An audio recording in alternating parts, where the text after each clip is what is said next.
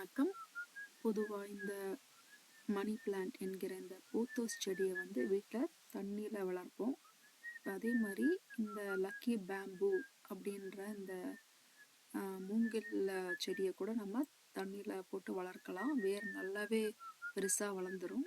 இப்போ தற்செயலாக இந்த கற்பூர வள்ளி ஒரு 2 காம்பை தண்ணியில் போட்டு வச்சுருந்தேன். அதில் ஒன்றத்தில் எவ்வளோ பெரிய வேர் வந்திருக்கு பாருங்கள். கற்பூரவள்ளி இந்த ஊரில் கியூபன் ஒராகானோன்னு சொல்கிறாங்க, அப்படி இல்லைன்னா மெக்சிகன் பேசல்னு சொல்கிறாங்க. அதுவும் நல்லா அழகாக நம்ம வீட்டிலையே வளர்க்கலாம். பார்க்கவும் நல்லா இருக்குங்க. அதோட இலையோட அழகே அழகு, நல்லா ரசிக்கலாம். இதோட நம்ம மலர்கள்லாம் கூட வைக்கலாம். நல்ல ஒரு அலங்காரத்துக்கு ரொம்ப நல்லாயிருக்கும். இது பாருங்க, நான் முன்னாடி போட்டிருந்த ஒரு காம்பில் பார்த்தீங்கன்னா அந்த வேர் இப்போ தான் முளைக்க ஆரம்பிச்சிருக்கு சின்னதாக. அதை அப்படியே அடுத்த ஒரு தொட்டியில் போட்டுடலாம்.